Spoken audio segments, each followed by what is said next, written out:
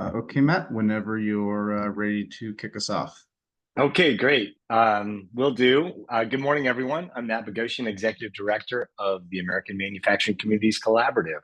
This is AMCC's weekly Monday national 30-minute call of manufacturing community stakeholders from regions across the country and BFFs from public, private, and nonprofit sectors. As you know, if you've been on these calls, they're going on now 10 years. This is a free open source collaborative partnering with the federal government as the nation's manufacturing community of practice. As David said, please put your name and affiliation in chat and in other information. Drop that in chat too and meet other people, connect where you can. If you're newer to these calls, and we did this last year, we had a roundtable call where folks took 30 seconds to introduce themselves, quickly saying what they do and all of that. And so I'm thinking we should experiment with that and every call. So if you haven't introduced yourself in the past, raise your hand, or if it's been a long time since and you want to reintroduce yourself, raise your hand and we'll try to get to that on every call. What the heck? Let's see how that works out. As there's two flavors of calls. One is a 30-minute call where we talk about a particular area with a particular stakeholder. They'll have a presentation of sorts. Today is one of those presentation days. Excited about that. I'll get to that in a minute. The other kinds of calls that we have are calls like we had last week, where they were just a roundtable call, where folks can volunteer issues. So there's kind of blurred lines between those two because they're all kind of roundtable calls in one way or another. But some have more distinct presentations. So today's more of a presentation type call. And in either case, I usually run through the AMCC update, which is this weekly publication that goes out at the end of every week. So they kind of go hand in hand with these AMCC calls. And so I like to pull out a few items that make sense. But thank you, Andrew Anson. I see your hand is up. So why don't you give a quick introduction of yourself and let's go from there. Yeah. Yeah, absolutely. I just want to first of all give this forum all the credit because I learned about the Department of Energy American Made Challenge Community Energy Innovation Prize through this forum, and I applied for it, and I'm one of 23 teams that won the prize. And I just want to share that this forum was the reason why I was able to participate in it. And I'd love to share that our prize is it's called the Green Leap program out in Riverside County. We're focused on helping manufacturers become more energy efficient and sustainable by helping them produce a customized roadmap and then wrap around resources. So I'm here looking for anybody who has resources for manufacturers in this particular area.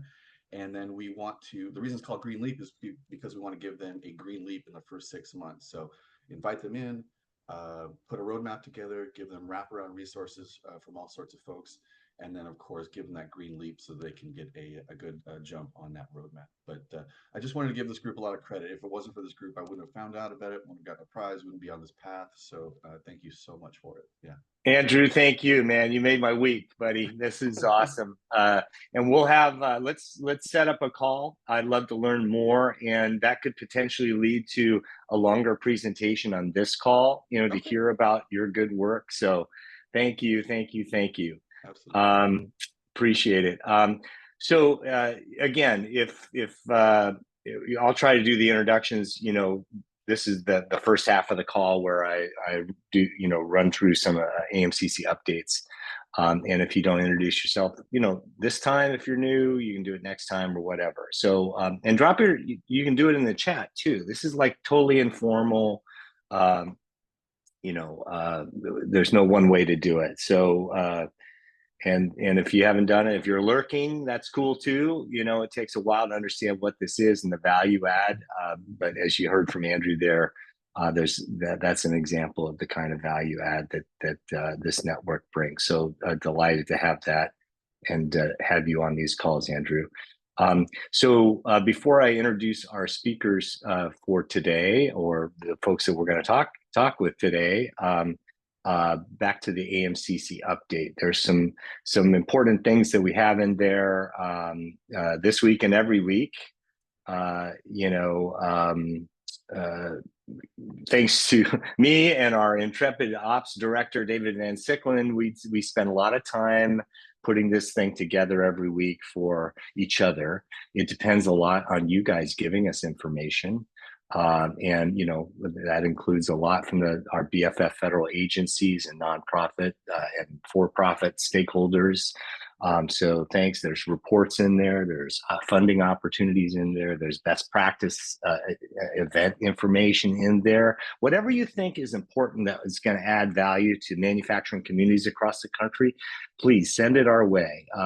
Special shout out to Andrew Reamer, the Industry Studies Association. So he puts out this tome of weekly information that David and we pick through that, and other important newsletters that come out. I grabbed something from NATO just this week and put it into the AMCC update because it had to do with resiliency. So a couple of weeks ago, I went to this meeting at Argonne National Laboratories, which was really useful. EDA is now partnered up with Argonne National Laboratory and doing metrics around economic activities. And we've talked about this in the past a lot there, but one of the folks there was a group from FEMA. And they have really done some important work on the ground. It sounds a little wonky, but they have this they're seeking input on their new battle plan for resiliency in regions around the country, and so we're gonna chime in on it. But I also saw from our friends at the National Association of Development Organizations, NATO, that they have a resiliency planning guide. So I dropped that also in the AMCC update. So if you have input on that new kind of plan because manufacturing is critical, right? We learned that through COVID, and we've learned it over and over again. A lot of hard lessons, like when with climate change and with increasing storms, etc. We need to be prepared to bounce back, and that includes the cornerstone of the American economy, manufacturing. So unless we have that dialed, every region is gonna have a slower road to recovery. And we need to take an active role in that kind of resiliency planning. So that's in the AMCC update. Of course, there's the new Manufacturing Institute on digital twins that's out there. So hopefully groups are forming. Let us know if you're hearing about a group forming, if we can add value to that. There will be a new AI Manufacturing Institute that's to come. So we heard a little bit about that from Don Ufford at NIST last week. NSF has a lot, a new tech hub. New engines competition. Lots in there on that. We have road shows coming up in Louisiana. So shout out to Chad Lacombe down there, and looking forward to visiting you guys, Chad. Thank you and your team down there for putting together a fabulous agenda. If you want to learn more about co-creating a AMCC roadshow, we're going to be also in Michigan, the week of June 3rd. So lots of cool things there with the University of Michigan and with the Urban Manufacturing Alliance. And Department of Energy, has really been good partners in terms of trying to get this money that's out there in tax credits, 48C tax credits. $6 billion is the second round of tax credits. So every region should be thinking about how they utilize that. So we're trying to weave that work into our AMCC roadshows and all of our programming. We had a great call with the 13 states in the Appalachia Regional Commission, right? So if you're in the Appalachia Regional Commission territory, that's a super important network to work with. We're working with them, looking forward to building out that. Of course, there's also the podcast. You can learn about what's happening in North Carolina with Michael Mullins there at North Carolina State, and in the region, the RTI, the region in North Carolina, doing really cool manufacturing best practices. So, his big message, of course, is to network, is to get out of your silo, and that comes through loud and clear on that podcast. If you have ideas on who you want to hear on the podcast, we're open to that too.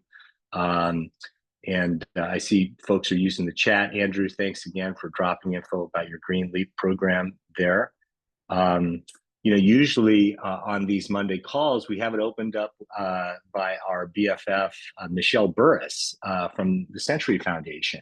The Century Foundation was one of the, with Michael Goff at Northeast Midwest, and myself co-created AMCC back in the day. And Michelle has taken the baton from Andy Stetner from the Century Foundation, and is a fantastic AMCC BFF. She's at the National Skills Coalition meeting today in DC. So she's not with us on this call, but it's a nice segue to shout her out, of course, because she's a great teammate.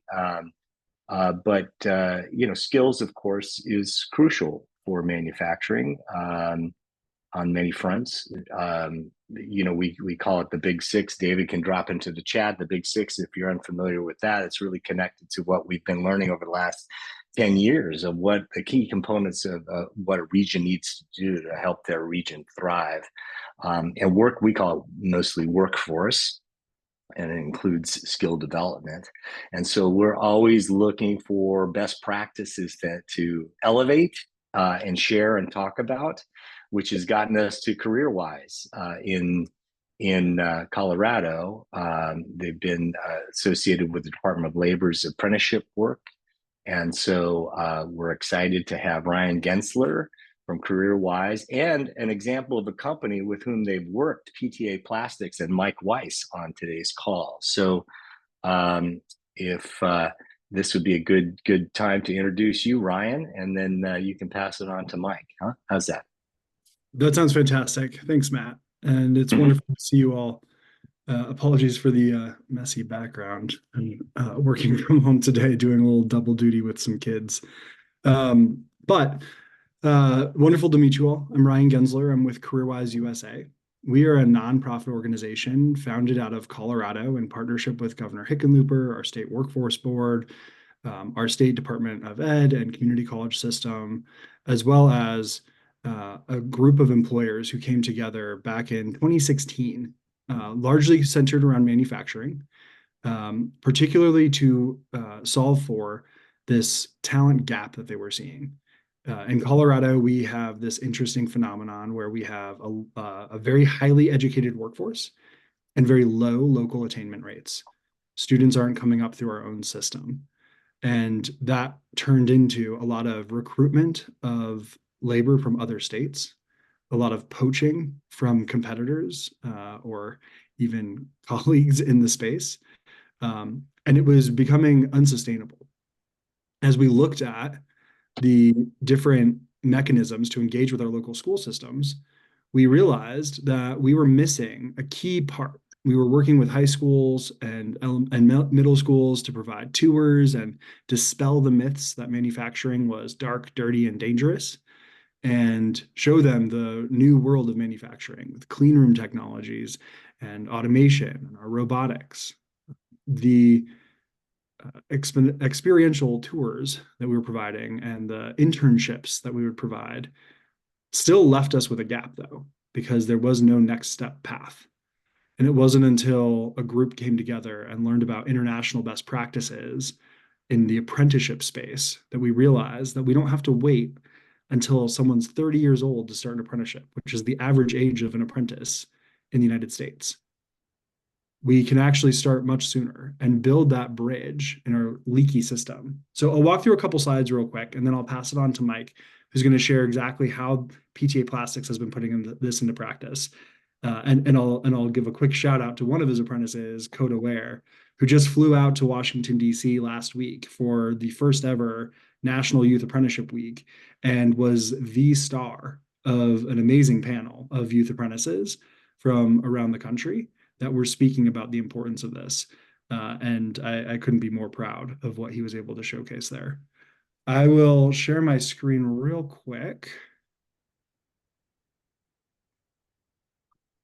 And do a quick slideshow. I'll share this deck out so that it can be sent out to everyone afterwards.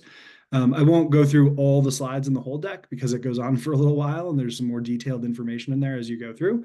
But to give you a sense of CareerWise, we are convinced that our education system cannot continue to provide the future workforce by themselves. We know that the world of work is changing far too fast for education to keep up by themselves, and that employers have a meaningful role in co-producing talent, not just being consumers of talent. And we do that through our direct impact by running youth apprenticeship programs in our markets, like in Colorado, where we got started, where we directly support as an intermediary and group sponsor of apprentices, as well as through CareerWise USA, which is really around building a national movement to get more communities doing this work, build up more intermediaries to help employers launch youth apprenticeships, and provide the tools and resources to make that as efficient as possible. As I mentioned, we saw that we were not putting enough students through the one linear system that we have for education in this country today. And when we looked at that in Colorado, we blew that up and looked at the US market and saw the same thing. We saw that on average of 100 students that start high school, only about 24% of those will actually get a degree within 150% of the time it takes to get a degree in that linear route. Each moment you have dropout. You see students not finishing high school. You see students not pursuing post-secondary education. You see students not continuing through post-secondary education. And that leaky talent pipeline is a hemorrhage on our economy. And on the flip side of that, employers are spending so much money, so much time trying to recruit off the street, train, develop talent, and it's costing money. It's costing each individual business money. And when we looked at the average for Colorado, when we did this study originally, we were losing in Colorado $300 million in GDP per year of unfilled positions. That's tax revenue that's not going into our infrastructure. This isn't the way our country can continue being globally competitive. And we are losing that mark. And it's because we continue to put too much on the education system, that one linear path of academics in order to get to that job. And the reality is that doesn't work. It works for some jobs, for some people, and about 70% of the rest of the population is found bouncing around, floundering, trying to find their way, and businesses trying to capture them. There's a more efficient way to do that if we start at the beginning of the pipeline, upstream, where we can connect with the students while we have them before they fall out of the system. And you can do that through all these different work-based learning experiences, like I talked about at the beginning. You can have all of the career fairs and the experiential tours and the internships, all of these exploration opportunities, which are great. Students should do all of these things and explore a bunch of different careers because they need to know what they like and what they don't. They have to compare things. An internship by itself only tells them if they liked that one thing. It doesn't tell them if they like it better than something else or worse than something else. And what we can't do is let that career exploration continuum stop in that green section, career engagement. It has to get to career experience. It has to get to that apprenticeship where you're not just exploring to see if you like something. You're now actually putting your skills to the test. You're getting more productive training and actually diving into that. Hey, Ryan, Yes. can I jump in here really quick? So these folks on here, they know it's important that we, get apprentices, going in manufacturing. And we only have 10 minutes left. So I want to make sure that, Mike gets on. So like what's the secret sauce for ramping up apprenticeships? We're all trying to do that. And so can we go to that? Yeah. Yeah, absolutely. So we believe firmly that an intermediary is necessary to support young people in apprenticeships, working with your K-12 system, your higher education system, and that training, helping employers, being a group sponsor, and making it as efficient as possible. One of the ways in which we've done that is supporting the student recruitment side, helping schools figure out scheduling to get kids out of school so that they can start working on the job as a part of their class, and working on the credit side so that they can get credit for that. I'll pass it to Right. Mike so he can talk about how PTA Plastics has been putting that into practice with their quality technician apprentices and others. Right. So you're an intermediary. How do you get funded? How do you enable intermediary work Yep. faster in this space? Yep. We've been doing this with markets all across the country. We work with nonprofits largely, but sometimes workforce boards, community colleges, school systems, and give them a tech platform that helps them recruit students, compare competencies, track competencies against rubrics that we create for the training that happens on the job. We provide the national registered registered program so that employers can sign on an employer agreement and not have to work directly with the Department of Labor, but work through us as a group sponsor. And then we also provide those nonprofits with the marketing collateral to message the value of apprenticeship to parents and students and schools. We provide training for the apprentices before they start their apprenticeship around professional skills and some of those soft skills that are most essential. And also help provide navigation in the training space. So helping identify courses that are available, certifications that are available, and making sure that those are eligible and available to the students for credit to complete high school, as well as going beyond high school. Critically, we So believe if you're a region that's already kind of played in the apprenticeship zone, what's the on ramp to, like, does it cost money to tap into what you're doing? Or describe that. Yeah. Yeah, so each individual intermediary that we work with, for example, in Colorado, where we're the direct intermediary actually supporting programs, employers pay a per apprentice fee per year to CareerWise for the supports that we provide, customer success support and navigation to supervisors, training for supervisors on how to become trainers of their apprentices, the recruitment and work with the schools. That becomes the sustainable business model for the local intermediary. Whether you're an MEP or a nonprofit or a community college, you can license our platform, our tools and resources, or you can engage in a consulting contract with us, and we'll help you adopt the tools and resources that we've created for Colorado, for Indiana, for New York, for DC, and adopt them to your local context, adapt them to your local context so that you can stand up your apprenticeships in your community as efficiently as possible. You can even license out the tech platform that helps you track the progress of all of your students, both from their competencies that supervisors are assessing on every 6 months, as well as from a related instruction that they're taking, which we also provide access to a whole suite of online courses that are available in addition to what's provided by your local school system that will help navigate. And part of your association, you've had in the past the Department of Labor grants, correct?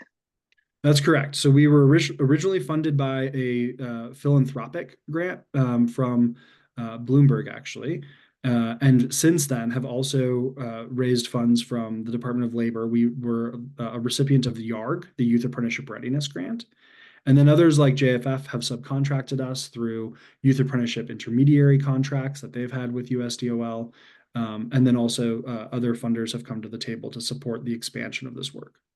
Awesome, thank you. Let's turn to Mike so he can verify on the ground, right, from a manufacturing perspective, the efficacy of this work. Mike, welcome. Hey, good morning, everybody. Yeah, thank you, Matt, and thank you, Ryan. That's great. So, yeah, just to kind of just chime in a little bit and follow up with what Ryan had indicated. So, PTA Plastics just recently joined the program and partnered with CareerWise Colorado at the beginning of last year.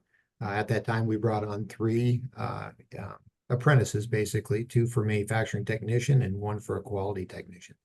And what I'd like to say is going into about a year and a half worth of participation in the program, results have been extremely positive and just in some ways mind-boggling, right? So if we look at the progress that these apprentices have made within this program and getting some of these real life skills working here within a normal work environment, they're blowing it out of the water.